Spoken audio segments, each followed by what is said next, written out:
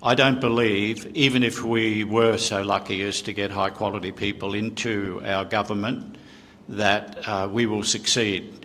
We have been a very fortunate nation. We've had a cart that's ridden along a nice smooth road, and now we're going cross country and the wheels are going to fall off.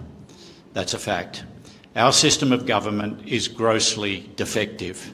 The fact that you would take people from a political party, put them into a legislature, and then from this mediocre group of people, select people who will in detail run your government departments.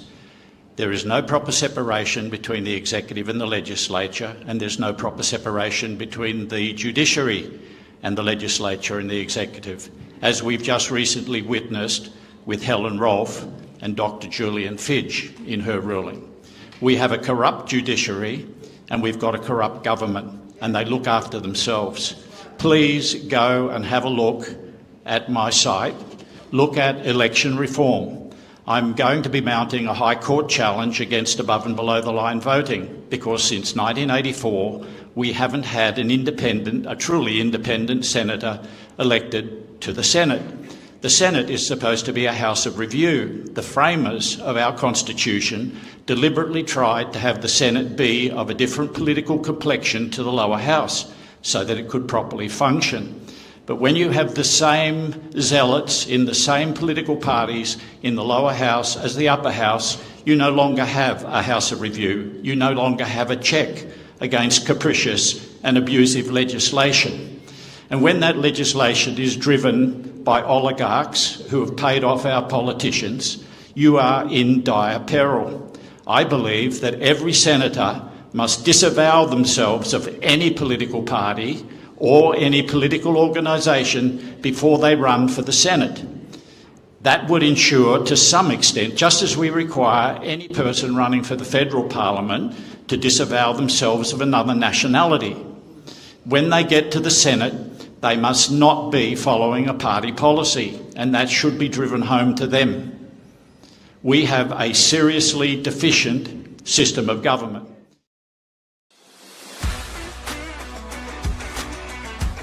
Hi, perhaps you recognize me. It's your favorite president. We will decide who comes to this country and the circumstances in which they come. Anybody in this country doesn't minimize their tax. They want their heads ring. You're gambling with the lives of millions of people.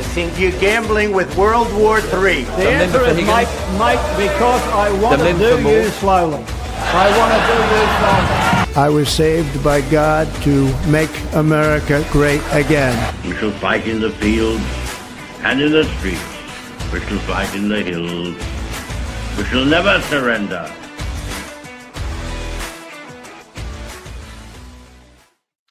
G'day everyone, welcome back to another episode of Commanding the Narrative. My name is Stephen Tripp. Thank you to everyone who is watching this. If you are watching this live on Facebook, Rumble, or YouTube, you can contribute to today's conversation in the chat.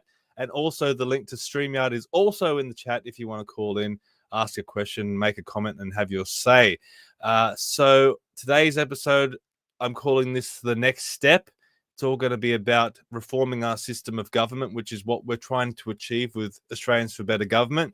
But before we get there, I want to let you know about how you can support us. And I kick this off the same way every single time. It's by letting you know about going to commandingthenarrative.com. Now, you can head to commandingthenarrative.com and hit the donate button in the top there, and it will bring you to this page. Some people like to donate us through Buy Me a Coffee, which is great, or you can donate to us directly as well. There's those options there for whatever you decide you're most comfortable with, and it helps to pay for the website. It helps to pay for the streaming services that we use, and most importantly, it gives me a very warm and fuzzy feeling inside, which is very important.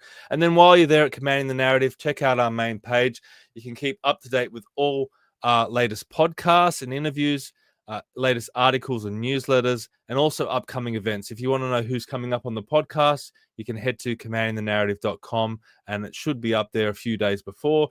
And if you want to stay up to date consistently, head to the top of the page, hit the sign up button, and you'll get a weekly or regular newsletter from me.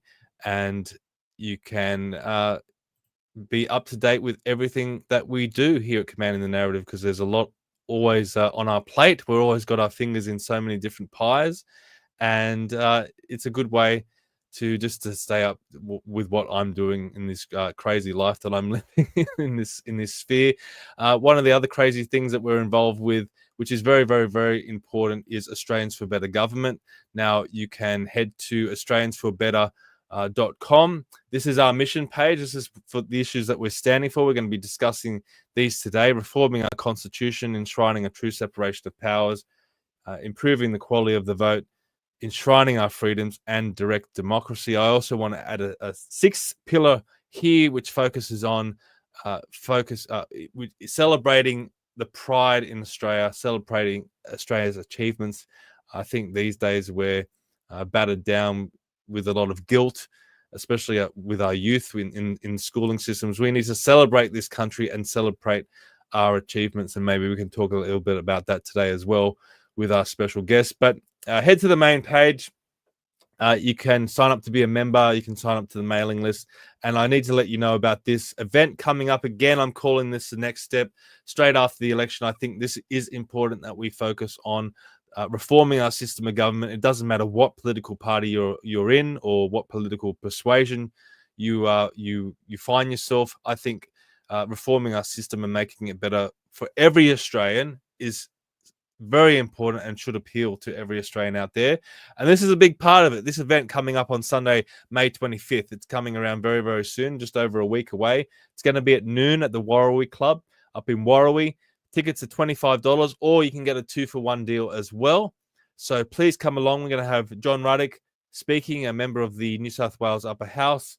Darren DeBortley from DeBortley Wines. I'm going to be very, very interested to hear what he has to say, a member that or a person that's outside the political sphere. He runs a business. He runs a very successful business, and I'm waiting to hear what he has to say about our system of government. Kevin Loughrey, who we've got on the show today, you'll hear from him. He's always a wealth of knowledge and ideas, and also I'll be there as well.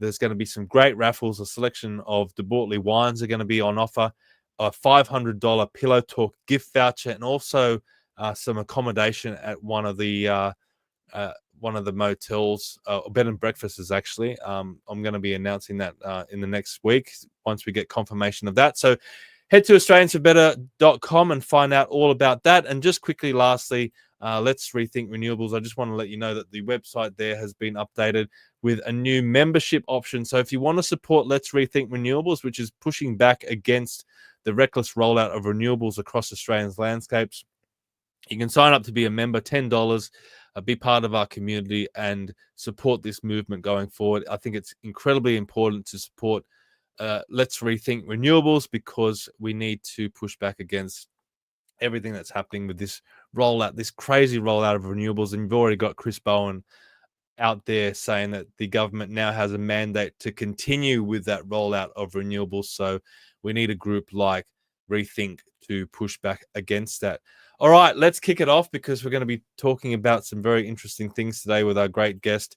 Let's bring him on, Lieutenant Colonel Kevin Loughrey. Welcome back, mate. We've had you on a lot, and it's always great to have you on. I'm sure today will be the same. So welcome, mate. Oh, thank you very much, Stephen. Looking forward to it. Look, you've sent through a presentation like you normally do, so we might run through that first to set the groundwork. But what we really want to be talking about today is reforming our constitution, some ideas about reforming the constitution. I talked to Dr. Christopher Reynolds last week about this, so we might be raising some of those issues as well and getting your thoughts, because I think this stuff is incredibly important. That's why I keep hammering this message of the next step, and we want to bring people along with us on this next step, because we really need a groundswell of public support to drive this movement. We need, as I always say, we can't rely on politicians anymore.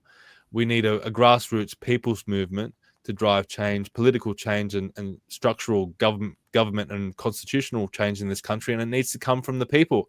And that's what Australians for Better Government is all about. And I know you ran for election recently, so I'm sure that's fresh in your mind as well. So let's kick it off, I guess. let's get into your presentation, and then we can start talking about the event that we've got coming up, and then some constitutional reforms. But you can set the groundwork of this presentation that you've put together. So I'll kick it off to you, mate. Oh, thank you. Look, as it says, it's part of a series of presentations which look into the deficiencies of the government being presently employed, or system of democracy presently being employed in Australia. And I spoke of that at that Guildford meeting that we had, and I'm glad.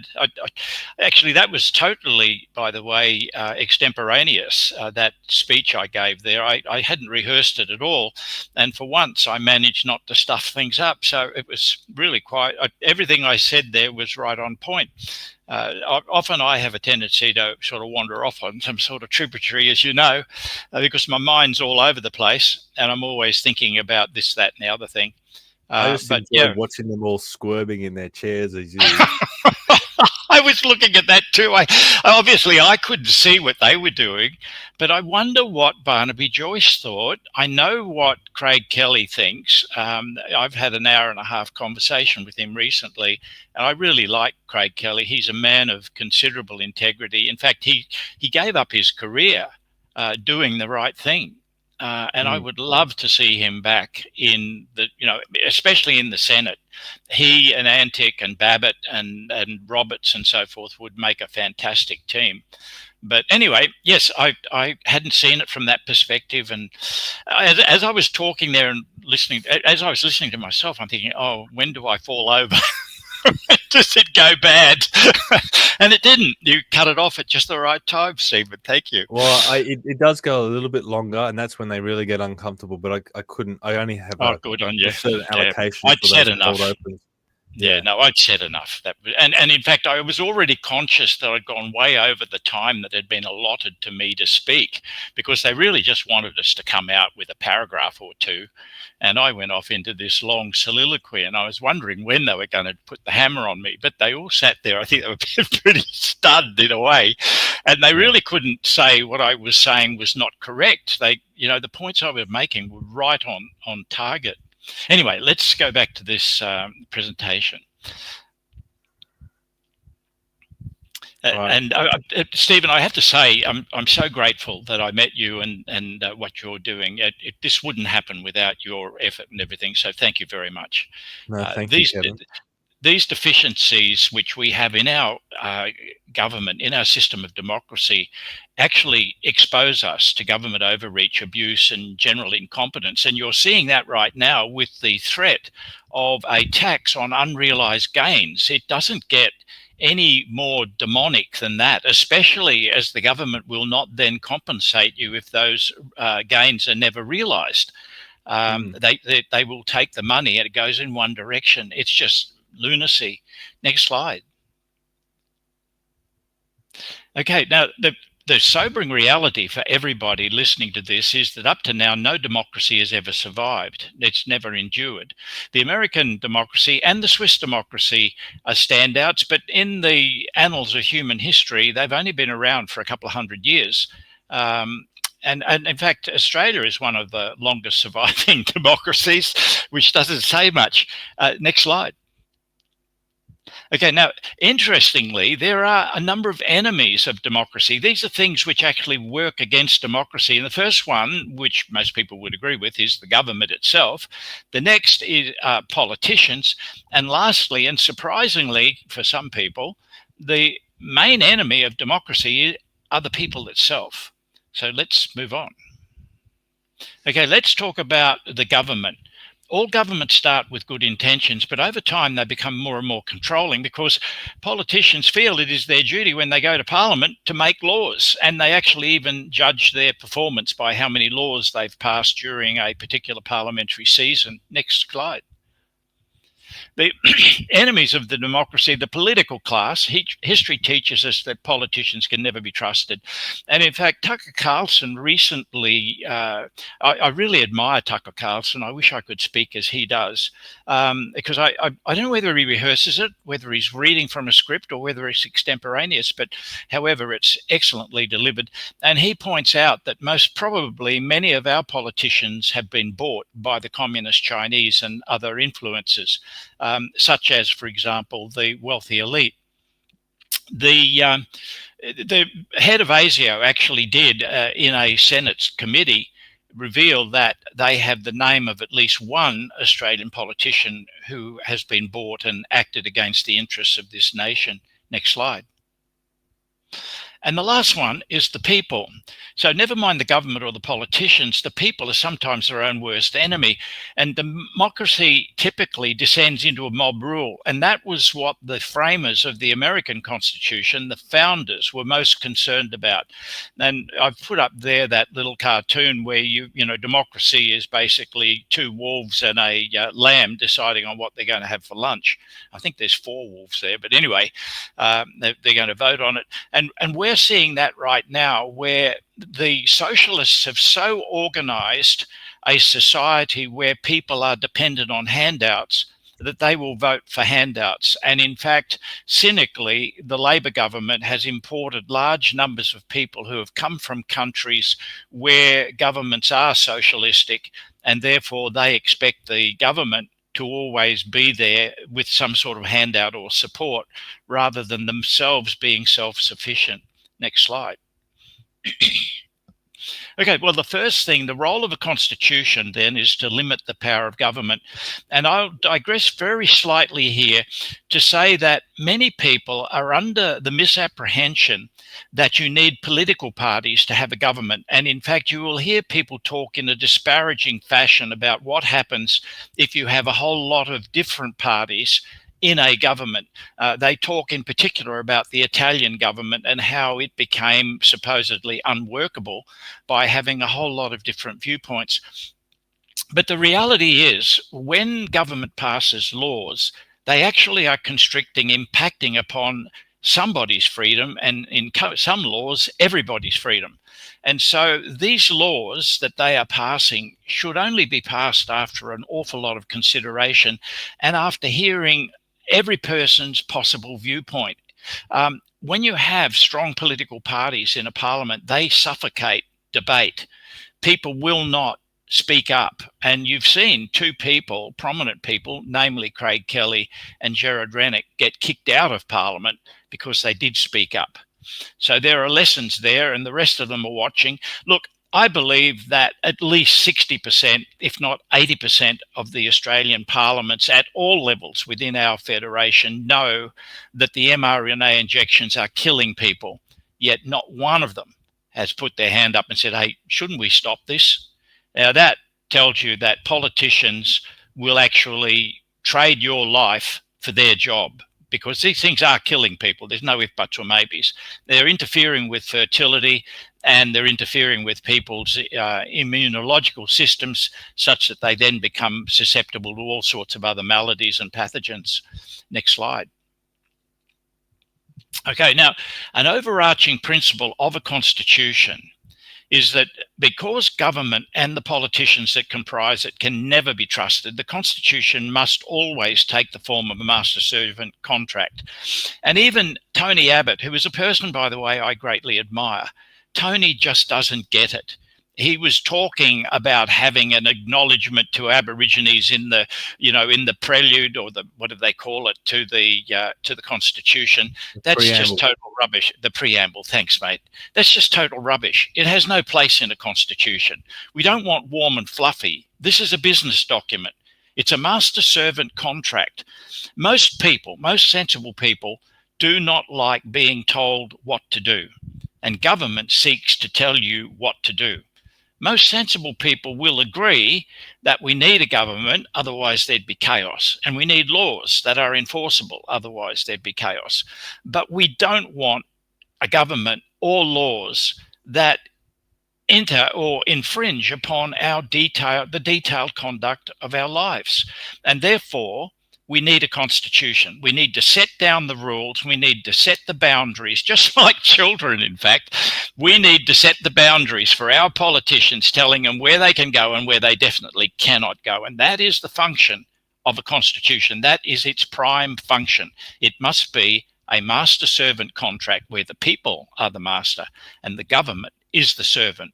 Now, all constitutions at all levels within the Commonwealth of Australia fail abysmally in this regard, and we'll deal with that, superficially during this presentation. Next slide. Okay, how do we limit the power of government? Well, the way that governments and tyrants in particular have seized power in the past is that they declare an emergency, and we just had one with COVID. And on the pretext that there is an emergency, they can then waive, or they feel they can waive, the Constitution. In order to stop this, it's necessary that before a government can declare an emergency, it must put the matter to the people. And some people will say, well, geez, that's not practical, because if you're in an emergency, you need to move quickly. Well, we now have the communications where we can put to the people a question, where there can be for and against arguments put to the people, and where the people can vote.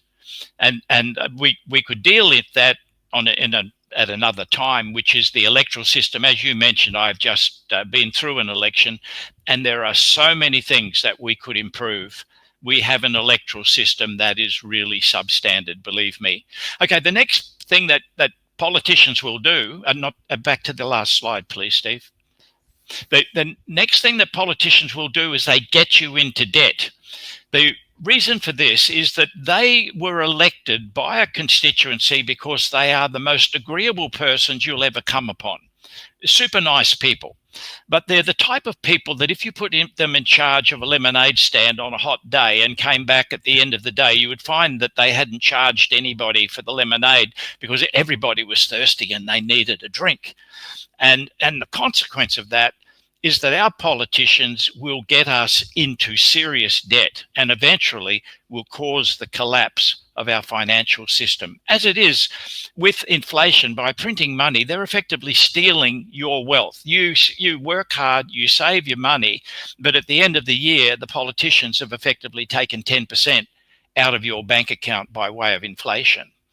So we've got to have in our Constitution a clause which says that politicians may not incur, or rather a government may not incur a debt greater than some percentage of the GDP. And that percentage has to be decided by the Australian people. And just like emergencies, if we are faced with a defence emergency, then the government goes to the people and says, look, we're in strife, we're faced with an aggressor, we need to incur a debt, we're going to have to raise taxes as well in order that we can defend our nation. And there will be arguments for and against, and eventually people will vote, and then we get on with it. Nick, if you can go back to where we were. The next one involves the sale of public assets. Now, over 200 years, the Australian people built up an infrastructure, roads and power stations and so forth, and telecommunications, and a series of governments really to get themselves out of a trouble which their opposition or even themselves had caused. In other words, they got us into serious debt, and then they sell off the family silver to get rid of the debt. And eventually you run out of the family silver.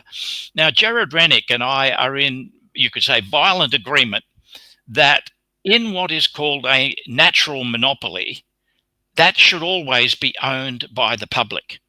And power stations are a natural monopoly. You cannot have power stations owned by private entities who are competing against each other if you want to have the cheapest power possible. And the reason I say that is if you have competing entities, then some of those competing entities will have assets that are underutilized because they don't win the contract. And the moment you have underutilized assets, somebody's got to pay for it eventually. And it will be the competing contractors. They will all, at some stage or another, have underutilized assets, and unless one of them achieves a monopoly, in which case you might as well use you might as well own all of the power stations. But there's a little trick to this. You definitely do not allow public servants, or for that matter, unions, to be involved in your power stations. They should be operated and maintained by contractors who compete on a competitive tender. And once again, you have to be careful. You do not allow only one company to get all of the work, because otherwise they've got you. You have numerous competing companies. Sorry, mate, go. The other thing is roads. Like Sydney is building all these new motorways, the West Connects and different roads, and it gets sold off to Transurban straight away, and then we have to pay tolls indefinitely. Whereas back in the old days, the government would build a road, say for example the Harbour Bridge or the M4. They'd put a toll on it, and the purpose of the toll was to pay off the debt that was incurred in building the road. And when that debt was finally paid off, then the toll would be removed. I mean, people can remember when the tolls on the M4 were removed for a period of time before they said, "Oh, we'll build the West Connects now and put another toll on there." So there is an argument for governments building these roads, that having them paid off through tolls, but then they're owned indefinitely after that. The problem is, if you're allowing these private companies to come in and build your roads like Transurban, they're going to be putting tolls on there. Usually the tolls are extremely expensive, and they're on there forever. And that private company now owns the road. And a lot of the time they do put government money into building it as well, but the people never see any benefit of that. And we're always, if you want to get around Sydney these days, you can either battle the rat races of the old government roads, or you can try and use one of the Transurban roads or some of these privately owned roads, and then pay the big tolls. And some of these tolls are crippling people, like the amount of money that they have to spend to use these roads. Absolutely. And, there is a book called Rigged, and I recommend it to the listeners. Look it up. There's a book called Rigged, and it goes into how politicians have organised this. The Australian public are being right royally ripped off. No ifs, buts or maybes. The big boys are making a lot of money, and it's between the pollies and these big boys. They get into their offices and they're doing favours for their mates. And you got to remember, you were talking about selling off assets. So the New South Wales government sold off the poles and wires of the electrical system. Not quite true. They leased it.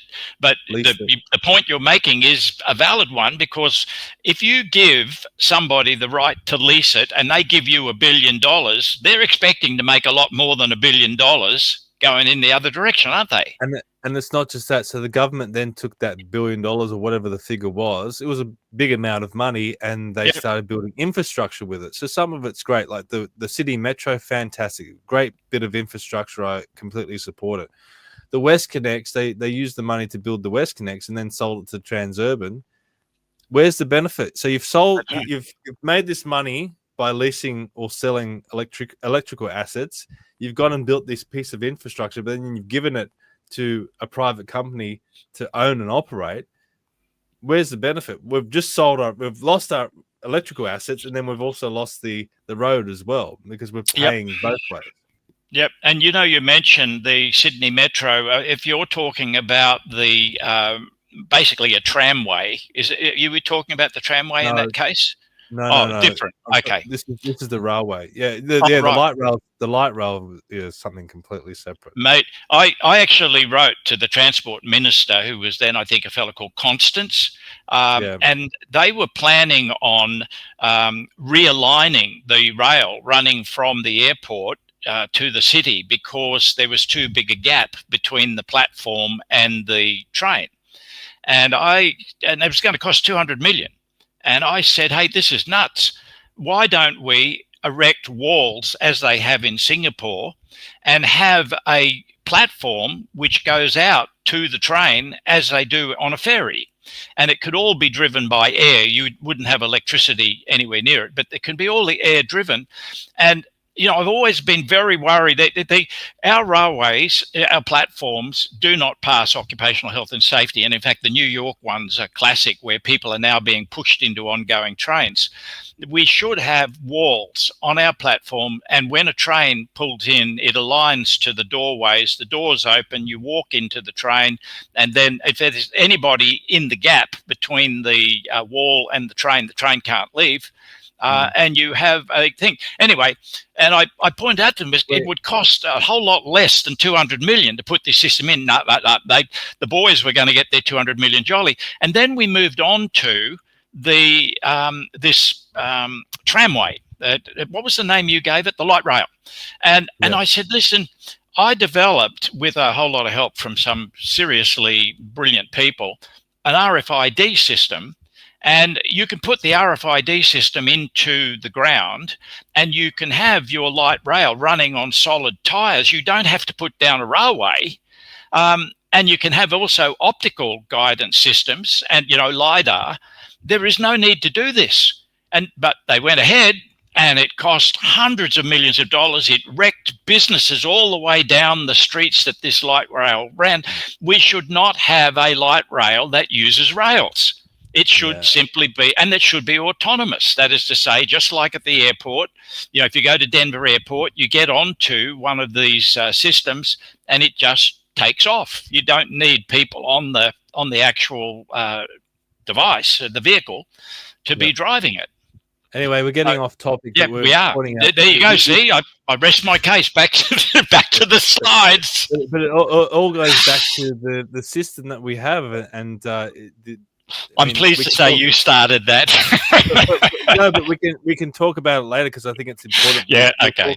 We'll talk about sure. Chapter 2 in the Constitution, where you have ministers appointed from the legislature. So these people running these departments are just politicians who have never run anything in their lives, and we'll expand on that.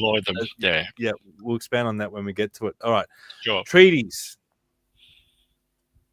Okay, so we talked about this. Now, treaties, they must be agreed by the people, because what the pollies are doing are committing us to something, to some sort of obligation. Now, the WHO treaty stands starkly in my consciousness. We should never go near it. And there should be a for and against argument put to the Australian people. And if there were, I am sure the Australian people would say, not on your Nelly. But, Whitlam firstly started this rot, because he managed to do a treaty with the United Nations in heritage. The heritage sites where the United Nations can declare that a part of Australia is part of World Heritage, and that then stops Australia from being able to develop its own land, its own infrastructure, its own assets. Absolutely wrong. Should never have been allowed.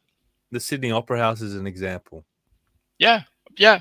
And I have a lot of problem with heritage anyway. If the government deems that a particular building is of particular historical importance, then it's up to the government to buy it. They shouldn't be allowed to come along and say to a private owner, look, that we deem that to be of significant historical importance, so you can't modify it, you can't knock it down, you can't build anything new there. That's a theft of property, and really it shouldn't be allowed. Anyway, next slide. Let's move on.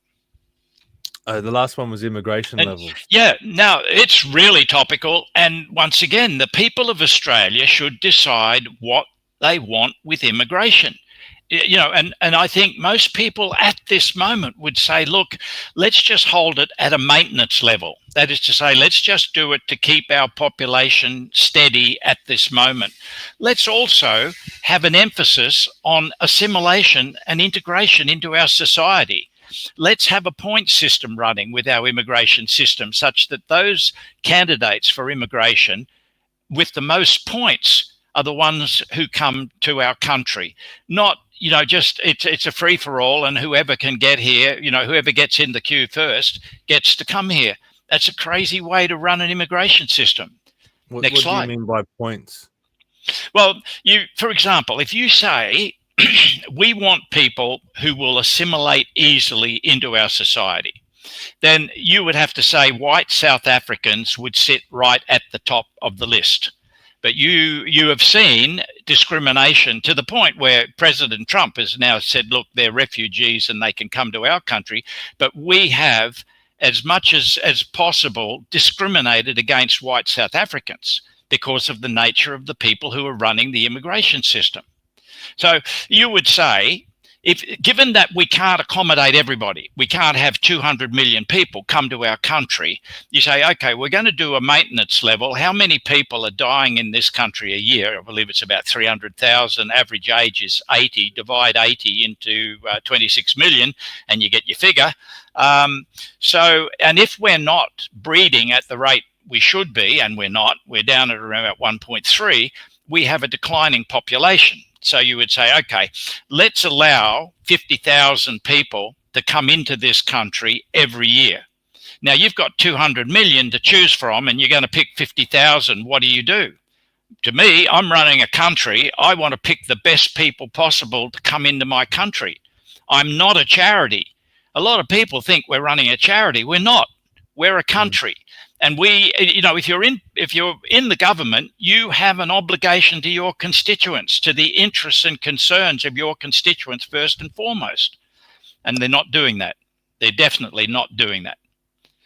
All right, let's go to your next slide. Okay, now the limit to politicians. Any law or an arrangement that might benefit politicians must be decided by a popularly elected independent body. And I've called this a constitutional assembly. We ought to elect 2 people from each state and 1 person from each territory to comprise the constitutional assembly. They should serve for a time of 6 years, and half of them should come up for election every 3 years, just as we do with the Senate. See, I disagree with this one. Okay. We've already got local government elections, state government elections, and federal government elections. I think that's far too much. And you want to now set up another body that we have to elect? Yeah. You have a problem in that you're now going to have to find another way of handling matters where the politicians are compromised. And I'm saying, look, at the state level, you need a constitutional assembly because each state is sovereign. And at the federal level, you need it. And believe me, the money you would save by doing this far outweighs what it will cost you. And what's more, you then have control over the politicians. At present, the politicians are the masters. But now aren't you just setting up another bureaucracy? No, because they're popularly elected. By the way, they'd only come into that. It wouldn't be a full-time job. For example, if we want to hold a citizens-initiated referenda, they're the people who handle it. They actually control the electoral commissions. You shouldn't allow the government of the day to control the electoral commissions. I've seen it up front and up close and personal. I saw how they persecuted Craig Kelly. The electoral commissions at this moment are not impartial. They are controlled by the government, by the Special Minister of State. I've been trying to contact Jeff Pope, who is the acting commissioner for the Australian Electoral Commission. It's impossible. I've left messages, I've sent emails, and he doesn't want to see me. And I want to see him because I want to sit down and have a chat to him about this High Court challenge, which I wish to mount against above and below the line voting. Believe me, you cannot trust politicians. You cannot trust your government. You do need an independent body that you popularly elect, because that's your control over them, who will decide on these matters that you can't trust the government with. But and nothing gets independent body just become like the politicians? No, it won't, because you're electing them. They are being elected specifically. We elect politicians as well. Mate, you're electing politicians, and they have a conflict of interest. And you cannot expect them to operate any differently. But this Constitutional Assembly would not have a conflict of interest. That's a fact. Anyway, this is the sort of stuff which really should go to a constitutional convention, and we need to have good debate. Yeah, but I'm telling you now, and this is, in my opinion, this is absolutely necessary, because we've got nothing that ensures impartiality, and there's nothing closer to the bone of democracy than elections and referenda. Why should the politicians decide whether we should have a referendum or not. Why don't we have a system where the people, if you get a big enough petition, you must hold a referendum, just as they do in Switzerland? But why do you need a body to regulate that? If you had citizens-initiated referenda and a people's movement, a grassroots movement, set up a petition and push for this referenda, and got enough people to support it, and it was overwhelming support from the public, why do you need a separate body to then come in and because the government will ignore you? It doesn't matter how big your petition is, they are under no obligation at this moment, and they cannot be trusted. They cannot be trusted with the question, for example. But if we're getting to the point where we elect our Governor General and our Governor General becomes separate from the legislature, shouldn't it be the role of the Governor General to ensure that if a citizens initiated referendum did generate enough support to then go to a referendum, and then the legislature didn't act on it, then the Governor General could dissolve Parliament? I mean, that could be... Once upon a lifetime ago, we had a thing called the Privy Council, and the Privy Council served the purpose of what I'm talking about. It is a supra-governmental body. And the Privy Council wasn't, by the way, popularly elected. It was selected by the monarch. But in our case, we need to elect a constitutional assembly. And we're not talking of a lot of people, and we're not talking necessarily of paying them a lot of money.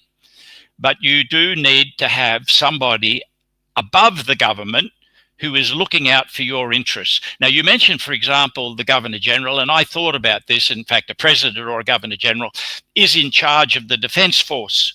And the Defence Force is the means by which you can enforce the Constitution. By the way, I'll tell you a little anecdote, which listeners will be interested in.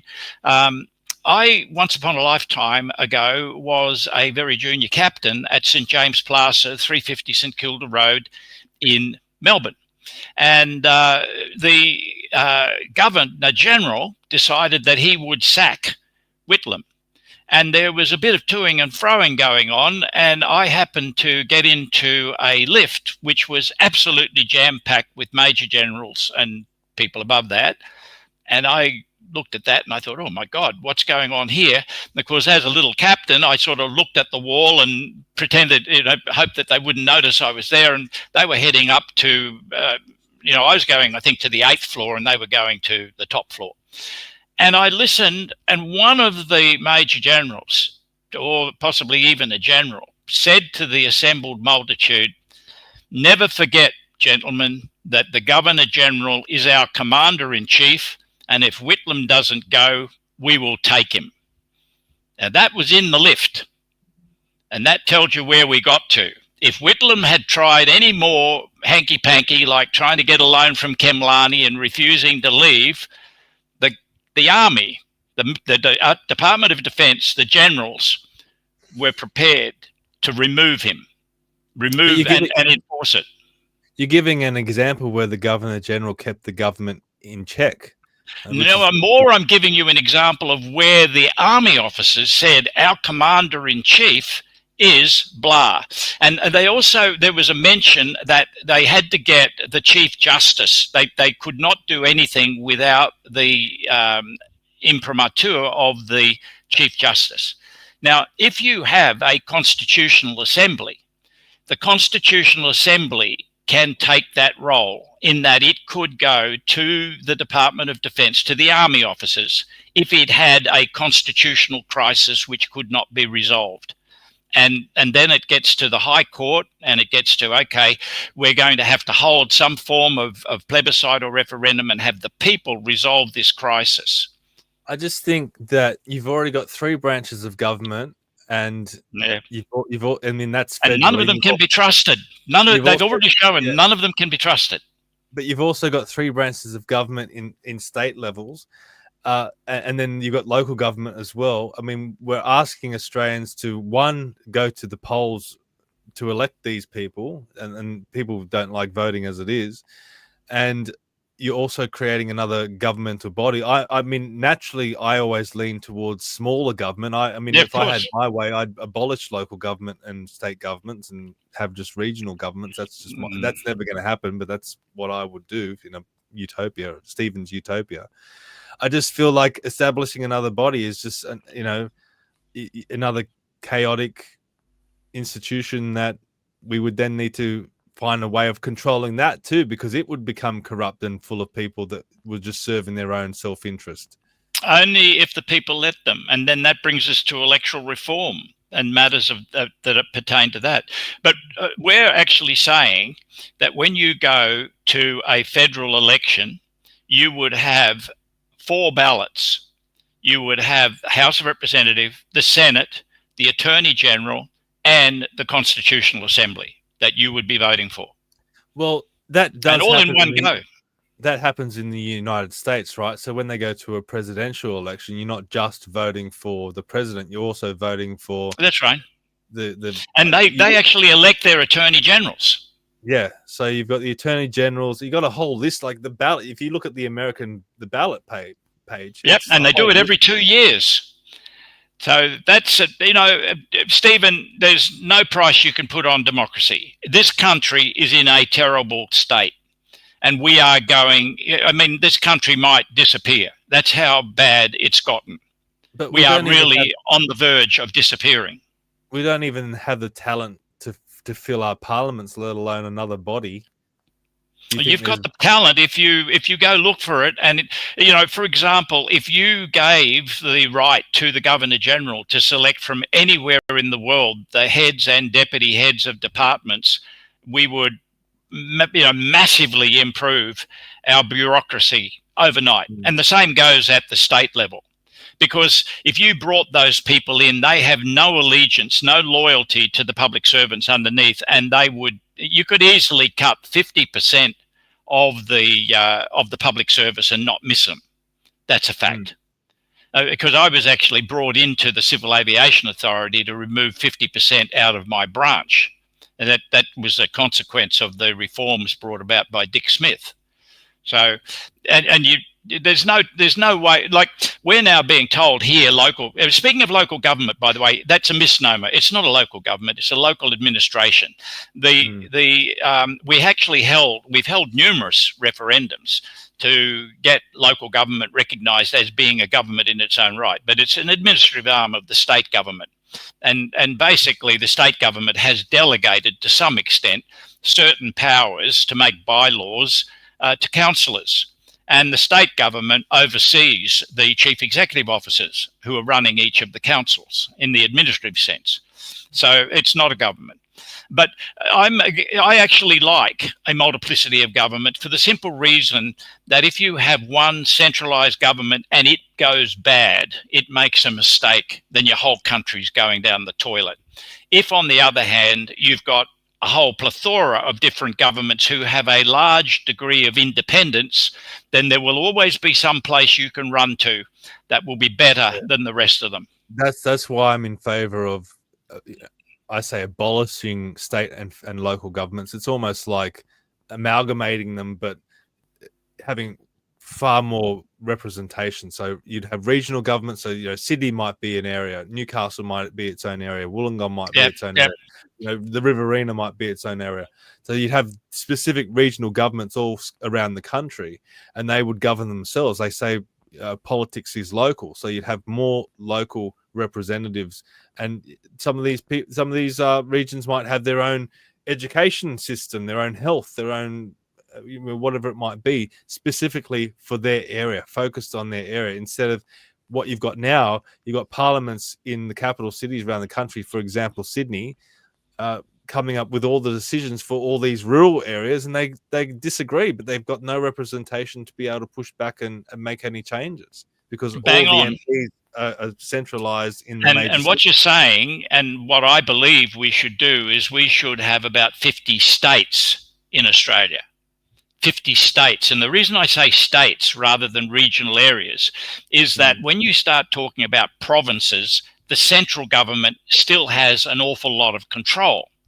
I want the states to be as they are supposed to be. And by the way, the High Court has eroded state sovereignty on a number of occasions. The Murray Island Mabo thing was the classic.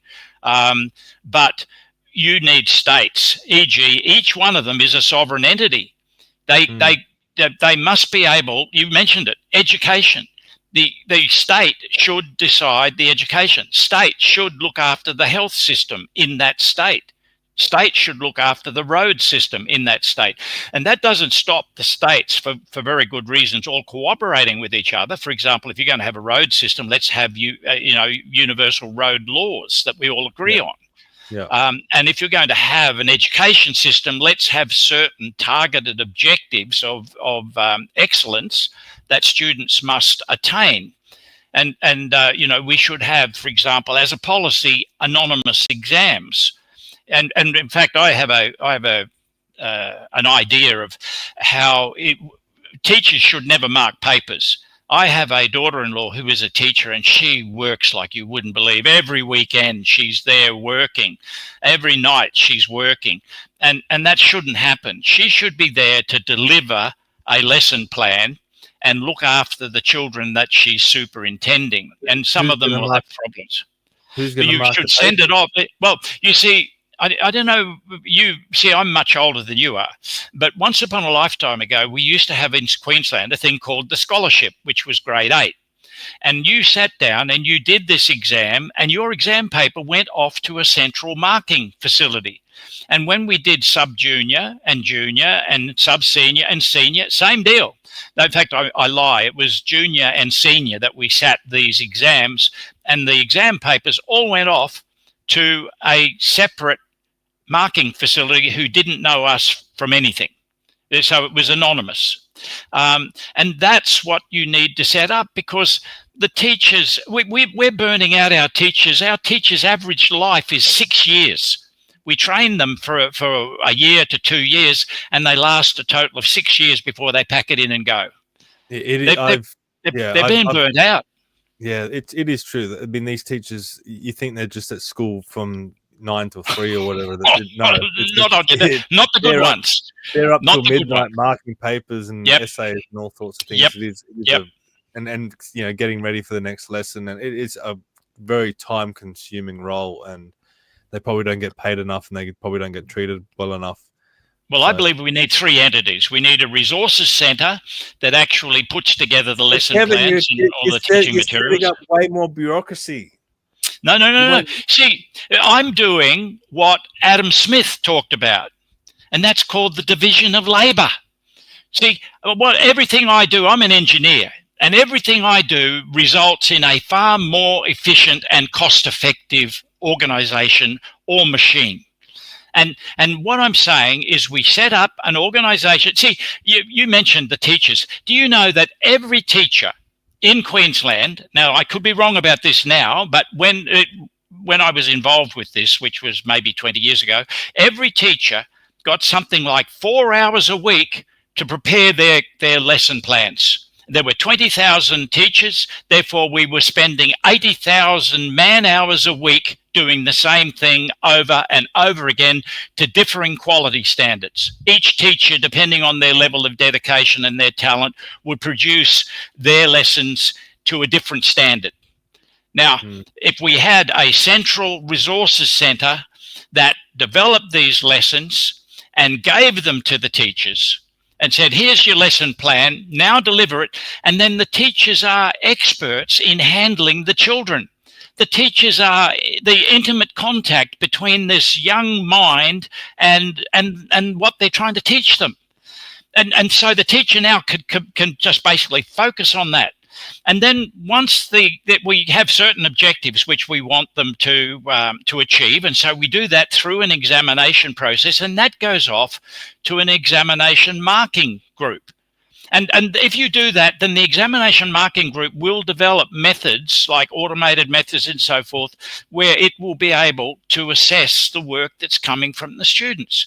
But if you leave it to all of the teachers, you might as well take your money and set fire to it in the backyard.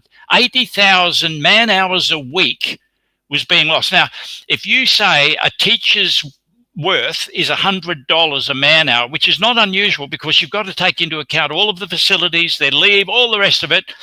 That's 80,000 multiplied by 100, which is $8 million a week you are wasting. Multiply that by 40.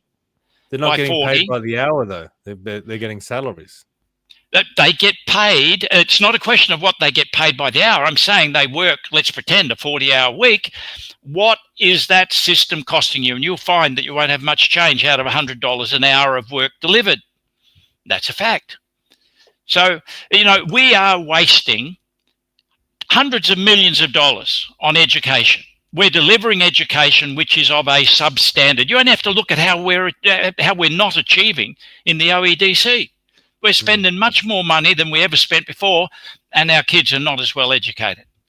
And it's just, we've got to go back and say, okay, things are badly wrong here. Let's have a look at how we used to do things, and then let's see how we could improve it.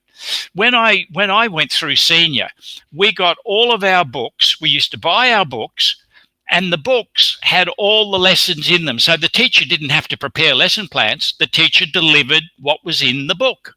And when we got examined, our exam papers went off to an examination marking facility. Our teachers didn't mark our exams because you could have bias, and besides which, it was really onerous on them. They had enough to deliver, their lessons. Anyway, we've gone off again, haven't we? So, we definitely have. But okay. I think it could be interesting for the listeners. I think this is interesting. And look, no matter what the best solution is, this should be decided by a minister of education that has worked in that industry, has worked in education, has a background in education, and would understand how the system should be reformed and improved. Instead, what we currently have now is the Prime Minister or the Premier just plucks out one of his members of Parliament who is probably a Labor union hack, or in the case of the Liberal Party, some lawyer or something that has no idea. Like Adrian Piccoli, Education Minister for New South Wales. Yeah. They've got no idea, and they now run the education department, and that's why we get into the mess that we are in. I mean, just imagine a politician has just come up through the factions of one of these political parties. They've got there because they've kissed everyone's ass, and they've been a good little factional ally, and they suddenly get a position in Parliament, and then they're given a the defense portfolio, and their role is to determine what submarines we're going to buy next and what missiles we're going to buy next. I mean, they've got no clue, they've got no idea, and they rely on the bureaucracy. They've got their own agenda. This goes back to what we're going to talk about, is you would have the Governor General elected by the Australian people, and then you would remove that silly clause that we talked about with Dr. Christopher Reynolds in section 64. We'll get to it in a minute, where the Governor General now has to pick the heads of the departments, the ministers from the Parliament. Now you can go outside of that and pick credible people with a background, like Peter Cosgrove. Peter Cosgrove could be Minister of Defence with all his experience in the military, backing up, his position, his role in that department. And then you would hope that these departments are then run better than what they are now, because at the moment they're run by people that have no idea what they're doing. Yep. And education is probably a good example about that. I mean, the solutions to education shouldn't be decided by Kevin Loughrey and Stephen Tripp on a podcast, or some politician in Macquarie Street who has no experience at all. It should be decided by someone that's worked in the education field their whole lives, understands it, has a proven track record of delivering high educational standards. That's where the decisions should be coming from. But currently in our present system, that's not happening, and that's because of these deficiencies in our structural, the governmental structure that we're trying to address. Yep, and the education system, believe me, has been captured by the communists, by people who really, really want to destroy our present society. Yeah. Well, look at Bobby Kennedy Jr. in America. He's come in with this outside knowledge, and he wants to reform their health department. And oh God, I hope he does. And I'm hopeful it'll flow on to us, because everything he says, I believe he is right. I've watched him. I've read. I actually got hold of his book, The Real Anthony Fauci, and he is just amazing. Amazing. The point is, he's coming in and he's shaking up the bureaucracy, saying, "No, we're not. You've been running it this way. We're not going to do that anymore. We're going to reform it and take it in a different direction." They are really corrupt. Our system is shockingly corrupt. Did you know I'm good friends with Professor Tom Borody, and Tom Borody invented the cure for stomach ulcers.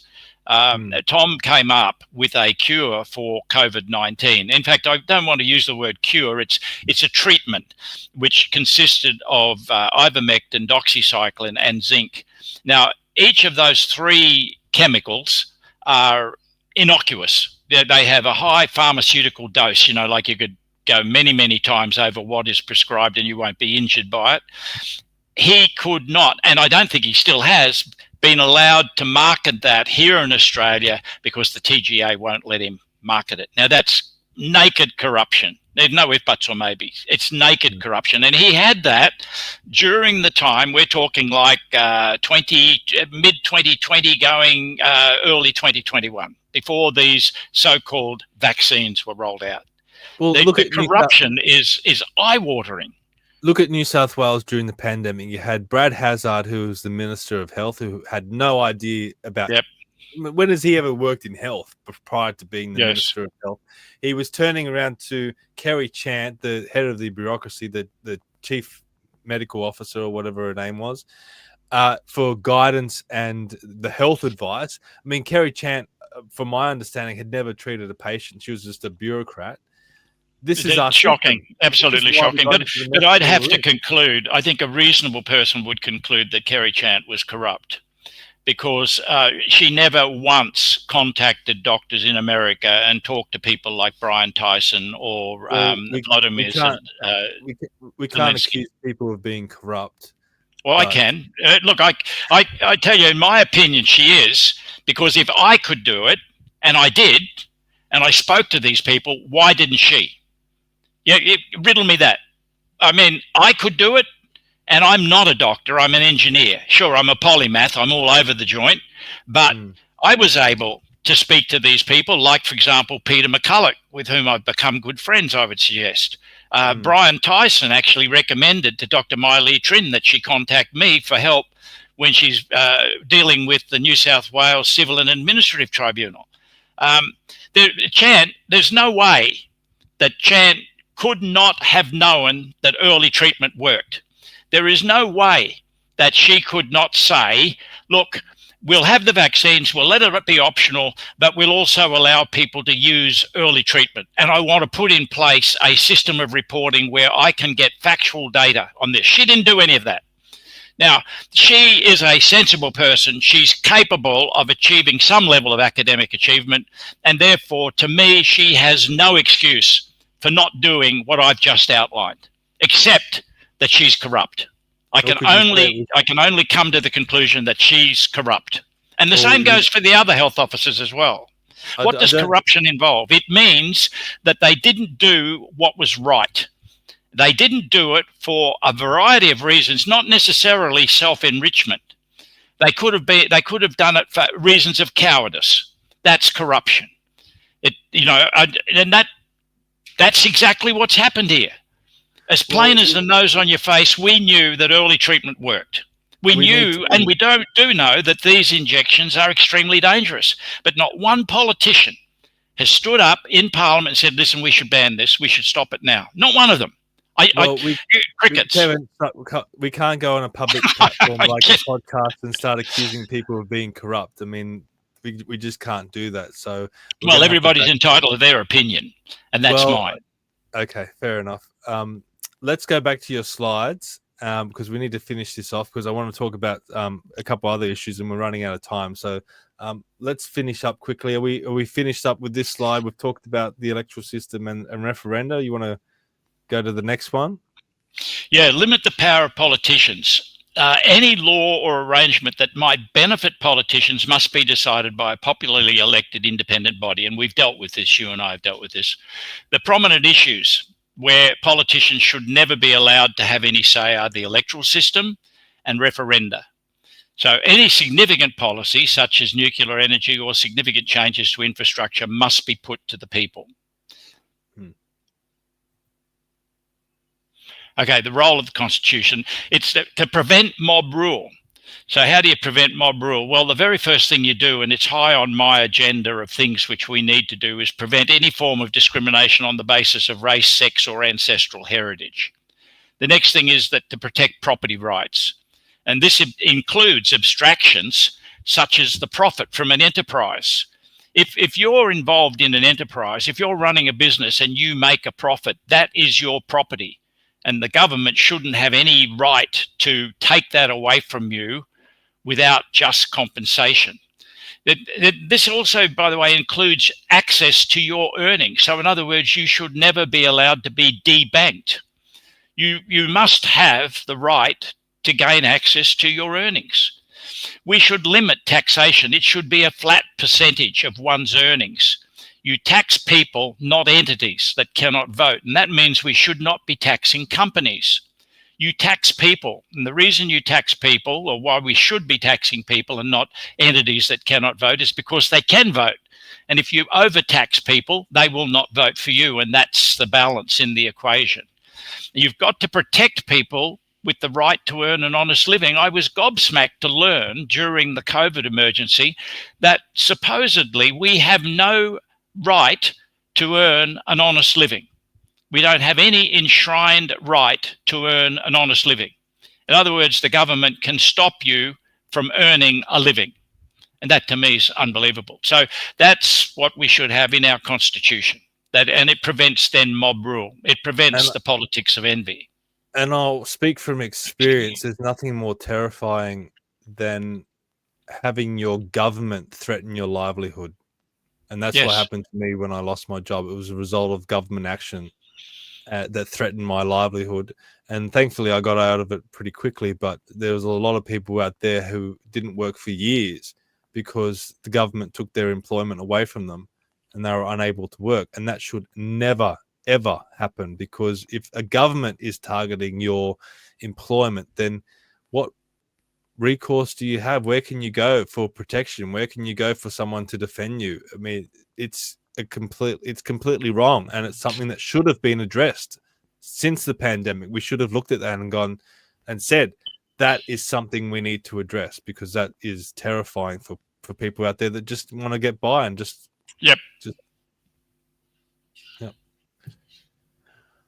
All right, let's go back because I think you made a good point there. You want to go to the next slide? Yeah, we've already dealt with the discrimination, and we've got section 51, subsection 26 of the present Constitution allows the government to make special laws on the basis of a citizen's race. By the way, the Australian people didn't think they were voting for that. They thought that clause meant that the government could make special laws irrespective of your race. But then it went to the High Court. This matter went to the High Court because the idea of preferential welfare on the basis of one's Aboriginality was challenged, and the High Court ruled that no, section 51, subsection 26 allows the government to have a racially based welfare system. And we really need, as a matter of priority, to hold a referendum to get rid of that clause and put in a clause which specifically prohibits any form of discrimination on the basis of race, sex, or ancestry. You've heard me talk on that many times. And that's one of the projects I've set myself for this year, that I want to have a petition to Parliament where we get over 1 million signatures. I said this to a friend of mine and she laughed. She said, "Typical of you, Kevin." No, never half measures. But I believe, given that we have now roots into Advance Australia, Turning Point Australia, the Aligned Council of Australia, Club Grubbery, even yourself, we have this influence network which has developed as a consequence largely of COVID, I might add. And we ought to tap into that, and we ought to trigger everybody to be ready. And when that petition is lodged on Parliament, everybody is there with their pens waiting to sign that petition. Now, the petition can be signed electronically. You don't have to actually physically sign it, a parliamentary petition. And if you get a certain number of people who have electronically signed that petition, it must be debated in Parliament. The petition must be debated in Parliament. Now, if we were to get 1 million people to say, we want this referendum, then, as you were alluding to before, that you get this sort of pressure happening and the politicians have no recourse but to, fold. It will be very interesting to see if they do. It will be a test case, and you might be surprised. Well, the point is they may just ignore us. The point is the power is with the people, and if the people don't exercise their power, then the politicians will just ignore us. But this is why we need a movement like Australians for Better Government to start to build that pressure and to start to build that movement. And hopefully we can increase our numbers to the point where we cannot be ignored. But we need good people like everyone watching to get behind us and to come to our events and to sign up to be members, because that only makes us stronger in advocating for some of these issues. Yep.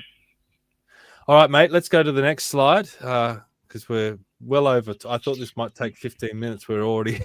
No, but I knew that we would diverge off, and some of them have been very interesting and, in fact, pertinent to what we're talking about. Look, the guarantee of individual rights, we should have free speech in our constitution, but also that all laws must be reasonable, e.g. that there must be a valid reason. Now, that, by the way, is in common law, but it should be in our constitution, because we have had a number of laws which are not reasonable. We should have the right to self-defense, and that is being eroded. We should have the right to render assistance, and we're getting to a point now where people are frightened to help others for fear that they might face litigation later if their help doesn't really help. But if somebody acts in good faith trying to help another person who's in distress, they should be protected. We should have a trial by jury. Now, this is a real interesting one. Did you know that Sir Isaac Isaacs actually debated this during the constitutional conventions prior to 1900? And there was much debate about a person's right to trial by jury. And they came up with this idea of an indictable offence. So you can only be tried by jury for an indictable offence. And Sir Isaac Isaacs said, that doesn't sound like a good idea, because, like me, he was of the view that politicians and government can't be trusted. And he's very right to have that view.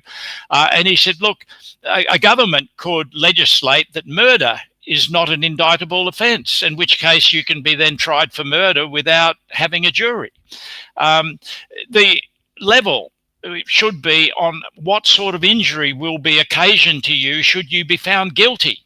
E.g., if you're going to be incarcerated, you should be given the right of trial by jury. And if you're going to lose a certain percentage of the average wage to be decided by the people of Australia, then you should be entitled to a trial by jury. Now, what's happening is that the government is more and more using tribunals, which are really star chambers. And even if you're found innocent, once you're dragged before a tribunal, it's going to cost you a lot of money. And it's really the process which is the punishment and the deterrent. And that's what this hate speech thing is most worrying, that someone can claim that you've been engaged in hate speech.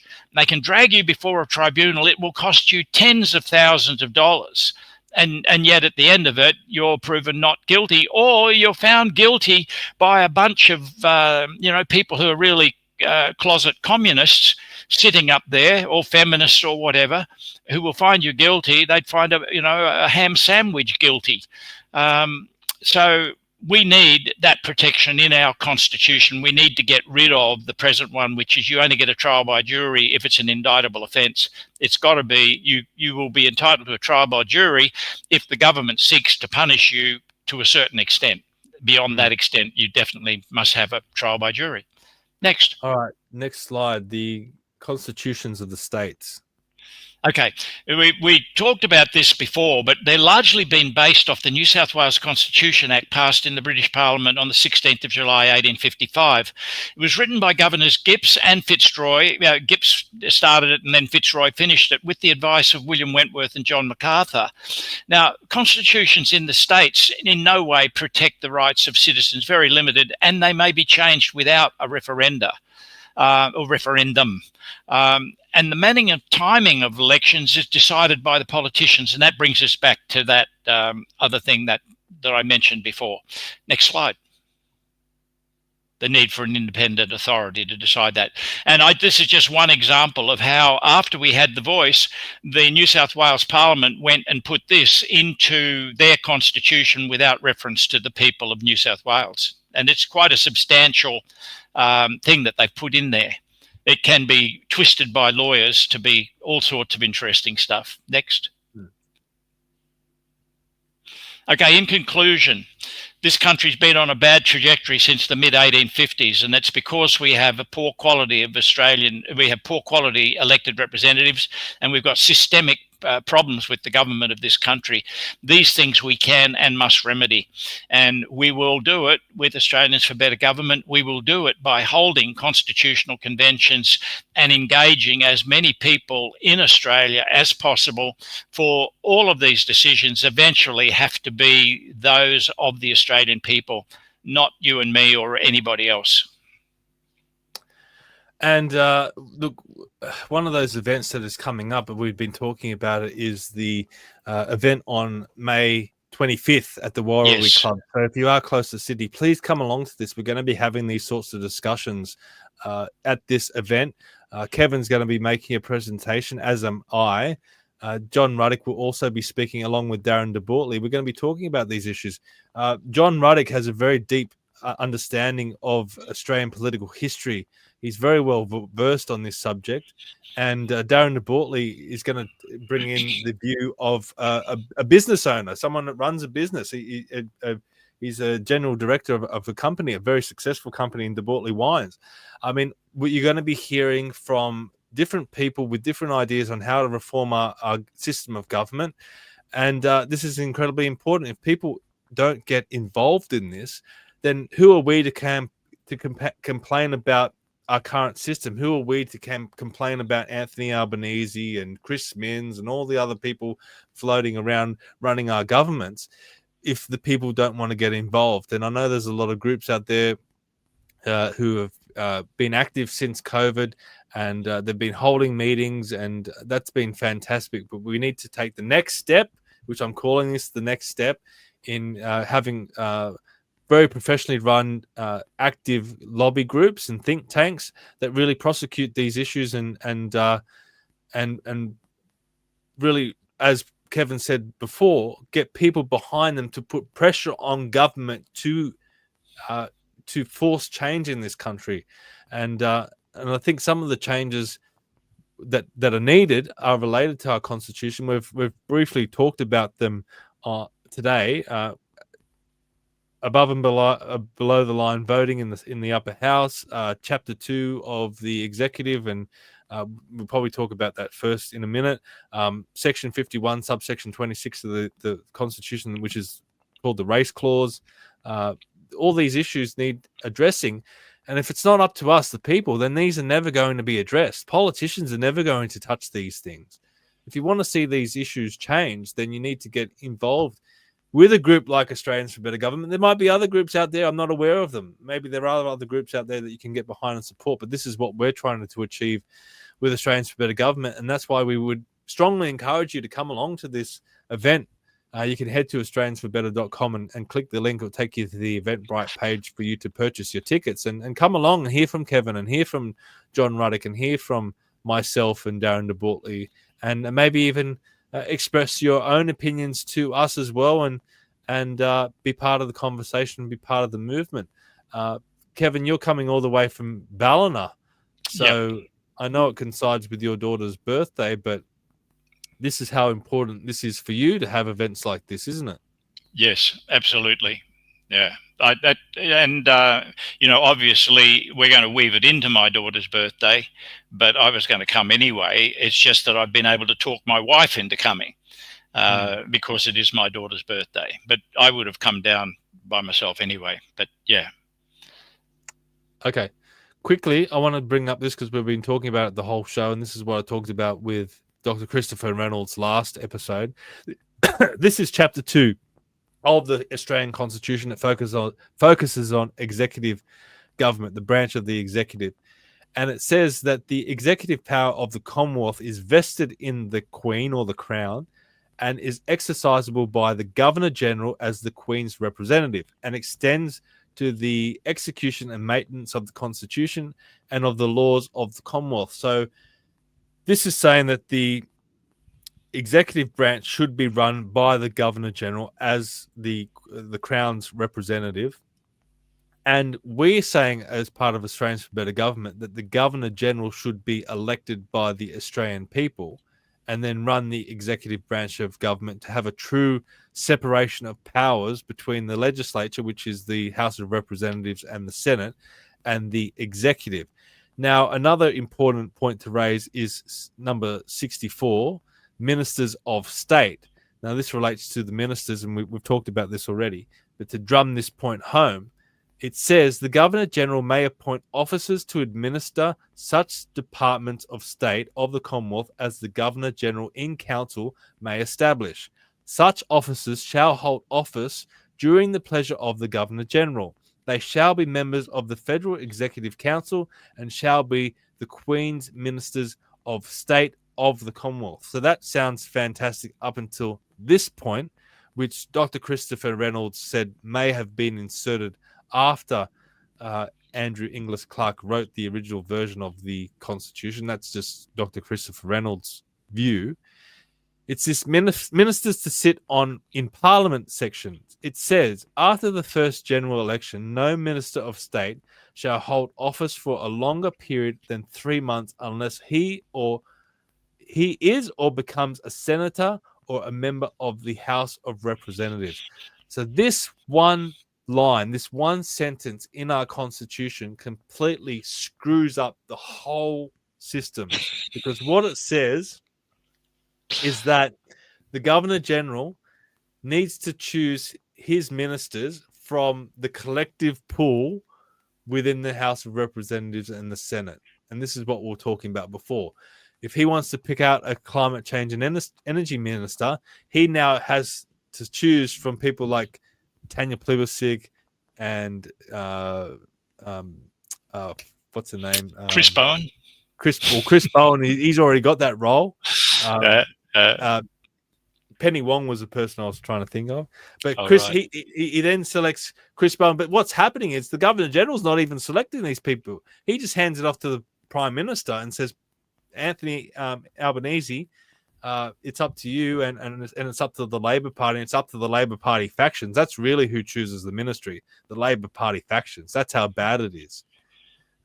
This is the system. And instead of the Governor General being completely separate from the Legislature, being completely separate from the Prime Minister and having a true separation of powers, if we were to remove that one sentence in the Constitution, and the Australian people have the power to remove it by referendum, if we were to remove that line, the Governor-General then could select ministers from the whole Australian population. And if he was to select a defence minister, he could select someone like Peter Cosgrove, who has a lifetime of experience in the Defence Force and knows how it operates, and has been a general and has run campaigns overseas in places like East Timor. If he wanted to choose an education minister, you could go into the field of education and pick an expert there. If you did want to pick a climate change and energy minister, you would be able to select someone who's worked in the energy system their whole life and understands it like the back of their hand. But currently, we don't have that system. And that's what we're advocating for Australians for Better Government. So is there anything that I said there that you want to expand on, Kevin? No, you're bang on target. Everything you've said is absolutely correct. So, and we I couldn't do better. and we can't make this change. And it's a simple change, removing one sentence in the Constitution. You can't Oh, imagine that. I did have a thought though. But by the way, I really enjoyed your podcast with Chris Reynolds, and I know Chris quite well, and it caused me to go off and look at the annotated Constitution of the Commonwealth of Australia, because, as you know, it's 1,050 pages and it lists all of the minutes and so forth. So I went back and I know who did what to whom. It's in there. It's actually in there. And I'm trying to, his name was something like Rixton or whatever. But this whole question of whether they should be ministers of state and so forth was debated. And there was, and I'm trying to think, a particular chap, I know that Henry Parkes got involved, but there was somebody else quite prominent who completely screwed the pooch. And it was clear self-interest. You know, the Pollies wanted to make for themselves a sinecure, so to speak. They saw that there was some good gravy in this. And after all, you know, we are the most important persons in the world, and we're capable of running anything. So we should be allowed to do it. It's lucrative to become a minister. You're getting an increased salary. You get you get all these different events, and you get to run departments and have all these bureaucrats kissing your ass. I mean, these parliamentarians fight tooth and nail to become ministers. And when you walk in, the secretary of the department has a 3-year hourglass that he turns over on his desk. Yes, Minister. No, you're right. But anyway, so all of that. But the big point of it is a lot of these ministers, I mean, I would probably do the same thing if they made me environment and energy minister or something like that. I would walk in there and go, look, I have no idea. And you would turn to the bureaucracy and you would say, please help me, like give me some sort of guidance. And that's exactly what's happening. And that's why the bureaucracy is so strong, because we've got these ministers who really don't have any idea. Like how could they? How could it be possible that they could really know what they're doing if they don't have the lifetime of experience in that field? Well, I had dealings with Adrian Piccoli because he was a friend of Peter Barter, and Peter Barter was a good friend of mine and an investor in many of my ideas. And we went and saw Adrian, and at that time, I think I've got the chronology right, Della Bosca had organised that Coots Trotter, who was the lover of Tanya Plibersek, would be made the Director of Education. Now, Coots Trotter had no qualifications to be the Director of Education. If anything, he could never become a teacher because he'd actually been in jail for drug dealing. And he was made the Director of Education. Now, you know, we talked about corruption before. You got no idea. And, you know, that's what goes on. And then this guy was my nemesis, by the way, this Coots Trotter, because I was trying to get open source software into the New South Wales education system, and he was the minister. And then when eventually it came to pass that, oh no, look, the matter of computers is handled by the Department of Finance. And guess who was the head of the Department of Finance? Who was the director? Coots Trotter. So there was no way I was going to get open source software, namely the Linux operating system and the LibreOffice Office Suite and all of those other associated software applications being used by the New South Wales government. And, you know, if we introduced it across the whole of the Australian government system, you would save easily $1 billion. I'm not kidding you. You would save about $1 billion straight up. But you can't get that in.